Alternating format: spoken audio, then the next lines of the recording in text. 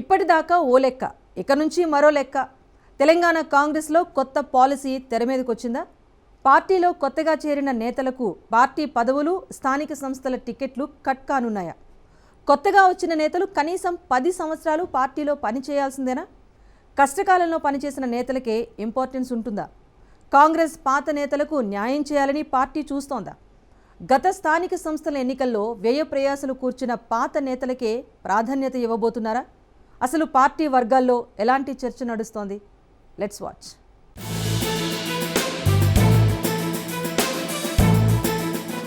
Old is gold అనే సామెతను కాంగ్రెస్ నిజం చేయాలని భావిస్తోంది. కాంగ్రెస్ పార్టీ అధికారంలో లేనప్పుడు శ్రమించిన కార్యకర్తలకు, సెకండ్ క్యాడర్ నేతలకు ప్రాధాన్యత ఇవ్వాలని పార్టీ పెద్దలు భావిస్తున్నట్లు సమాచారం. కార్యకర్తల శ్రమతో పార్టీ అధికారంలోకి వచ్చిందని, వారికి సరైన ప్రాధాన్యత ఇవ్వాలని పార్టీ నాయకత్వం నిర్ణయానికి వచ్చినట్లు తెలుస్తోంది. అందులో భాగంగా పార్టీ పెద్దలు ఏబీసీ గ్రేడులుగా కార్యకర్తలను, నాయకులను విభజించి మినిమం 10 సంవత్సరాలు, ఆ పైకాలం పార్టీలో పనిచేసిన వారిని ఏ గ్రేడ్గా పార్టీ గుర్తించనుంది.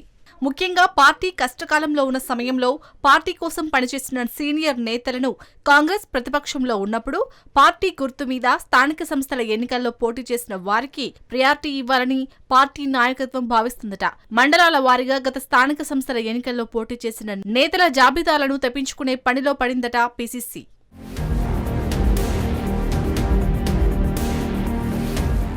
కాంగ్రెస్ ప్రతిపక్షంలో ఉన్నప్పుడు ఎంపీటీసీ, జెడ్పీటీసీ, కౌన్సిలర్లుగా పార్టీ సింబల్ మీద ఎవరు పోటీ చేశారు? వారు ఎన్ని సంవత్సరాల నుండి కాంగ్రెస్ పార్టీలో ఉన్నారు? ప్రస్తుతం వారు పార్టీలో ఏ పదవిలో ఉన్నారు? ఈ అంశాలన్నీ కూడా తెలంగాణ కాంగ్రెస్ వ్యవహారాల ఇన్ఛార్జ్ మీనాక్షి నటరాజన్ ఆరా తీస్తున్నారట. వాళ్ళ జాబితాను తెప్పించుకునే ప్రయత్నం చేస్తున్నారట. ఒకవేళ స్థానిక సంస్థల ఎన్నికల్లో గతంలో పోటీ చేసిన కొన్ని స్థానాల్లోనైనా పాత రిజర్వేషన్లు వస్తే, గత ఎన్నికల్లో ప్రతిపక్షంలో ఉన్నప్పుడు పోటీ చేసిన వారికే ఇప్పుడు అవకాశం కల్పించాలని పార్టీ పెద్దలు నిర్ణయానికి వచ్చారట. ఎన్నికల ముందు కొత్తగా వచ్చిన నేతలను, అధికారంలోకి వచ్చిన తర్వాత పార్టీలో చేరిన నేతలను పెద్దగా పట్టించుకోవద్దని పీసీసీ ముఖ్య నేతలకు తెలంగాణ కాంగ్రెస్ వ్యవహారాల ఇన్ఛార్జ్ మీనాక్షి నటరాజన్ దిశానిర్దేశం చేశారట. అందులో భాగంగానే కాంగ్రెస్ పార్టీలో ఉన్న నేతలను 3 గ్రేడులుగా విభజించినట్లు పార్టీలో గుసగుసలు వినిపిస్తున్నాయి. ఇక గ్రేడ్ ఏలో ఉన్న నేతలకే ప్రాధాన్యత ఉండనున్నట్లు గాంధీ భవన్ వర్గాల్లో చర్చ జరుగుతోంది. ఎన్నికలకు ముందు కాంగ్రెస్ గాలి వీస్తుందని తెలిసి హస్తం పార్టీ అధికారంలోకి వస్తుందని అంచనా వేసి కాంగ్రెస్ లోకి వచ్చిన వాళ్లను బి గ్రేడ్ గా పార్టీ పెద్దలు పరిగణిస్తున్నారు. ఎన్నికలకు ముందు అనుకూల వాతావరణం ఏర్పడడం వల్లే వాళ్లు కాంగ్రెస్ లోకి వచ్చారని అంచనా వేస్తున్నారు. ఇలా ఎన్నికల ముందు పార్టీలో జాయిన్ అయిన వారు పార్టీ బలోపేతం కోసం కాకుండా కాంగ్రెస్ అధికారంలోకి వస్తే వారి పనులు చక్కదిద్దుకోవచ్చని, రాజకీయ ప్రయోజనం కలుగుతుందనే ఉద్దేశంతోనే పార్టీలోకి వచ్చినట్లు హస్తం పెద్దలు లెక్కలు కడుతున్నారు. ఇలాంటి వారు అధికారం కోల్పోతే పార్టీలో ఉండే అవకాశాలు తక్కువగా ఉంటాయి కాబట్టి ఇలాంటి వారికి స్థానిక సంస్థల ఎన్నికల్లో పోటీ చేసే అవకాశం ఇవ్వకూడదని తెలంగాణ కాంగ్రెస్ ఇన్ఛార్జ్ మీనాక్షి నటరాజన్ ఒక నిర్ణయానికి వచ్చినట్లు తెలుస్తోంది.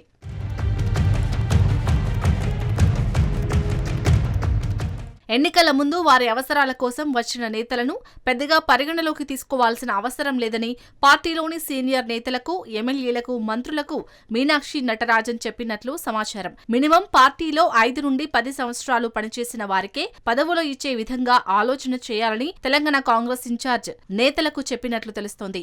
దీంతో ఎన్నికల ముందు కాంగ్రెస్ పార్టీలో జాయిన్ అయిన నేతలకు నామినేటెడ్ పోస్టులు, స్థానిక సంస్థల ఎన్నికల్లో నిలబడే అవకాశం కానీ, పార్టీలో పదవులు దక్కే వీలు లేకుండా పోయిందని గాంధీ భవన్ వర్గాల్లో చర్చ జరుగుతుంది. ఇక గ్రేడ్ సిగా కాంగ్రెస్ అధికారంలోకి వచ్చిన తర్వాత కాంగ్రెస్ లో చేరిన నేతలను పార్టీ లెక్కగడుతుంది. వీరికి ఎట్టి పరిస్థితుల్లోనూ ప్రాధాన్యత ఉన్న పదవులు ఇవ్వకూడదని పార్టీ నిర్ణయానికి వచ్చింది.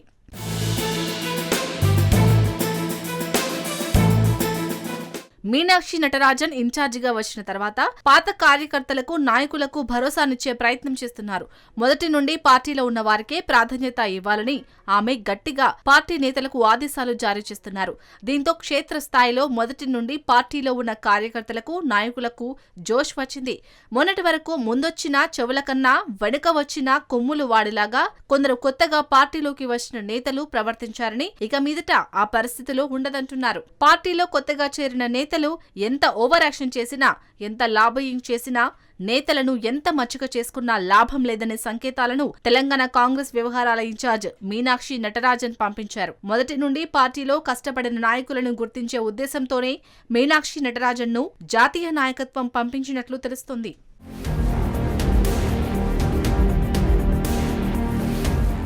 మీనాక్షి నటరాజన్ మొదటి నుండి కాంగ్రెస్ పార్టీలోనే ఉన్నారు. ఎన్ఎస్యుఐలో ఆమె రాజకీయ ప్రస్థానం మొదలైంది. ఎన్ఎస్యుఐ జాతీయ అధ్యక్షురాలిగా పనిచేసింది. ఒకసారి ఎంపీగా పనిచేసింది. గాంధీ కుటుంబానికి అత్యంత విధేయురాలు. దీంతో తెలంగాణలో నిజమైన కార్యకర్తలకు, మొదటి నుండి కాంగ్రెస్లో ఉన్న నేతలకు న్యాయం జరగాలంటే మీనాక్షితోనే సాధ్యమనే ఉద్దేశంతోనే ఆమెను జాతీయ నాయకత్వం రంగంలోకి దించినట్టు తెలుస్తోంది.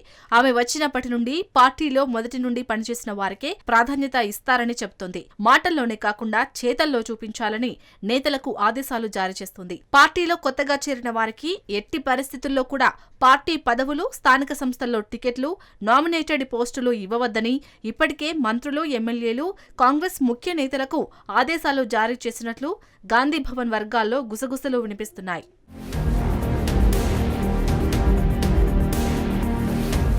మొదటి నుండి కాంగ్రెస్లో పనిచేసిన కార్యకర్తలు మొన్నటి వరకు కూడా ప్రాధాన్యత ఇవ్వట్లేదని ఆందోళన చెందారు. ఇక మీనాక్షి నటరాజన్ ఇన్ఛార్జిగా వచ్చిన తర్వాత మొదటి నుండి పార్టీలో ఉన్న వారికే ప్రియారిటీ ఇస్తామని చెప్పడంతో క్షేత్రస్థాయిలో ఉన్న కాంగ్రెస్ సెకండ్ క్యాడర్ నేతలకు కొత్త జోష్ వచ్చింది. మరి ఏబీసీ గ్రేడ్లుగా కార్యకర్తలను, నాయకులను విభజించిన పార్టీ పెద్దలు నిజంగా పార్టీ కోసం పనిచేసిన వారికి రానున్న స్థానిక సంస్థల ఎన్నికల్లో నామినేటెడ్ పోస్టుల్లో, పార్టీ పదవుల్లో ప్రాధాన్యత ఇస్తారా లేరా అనేది వేచి చూడాలి.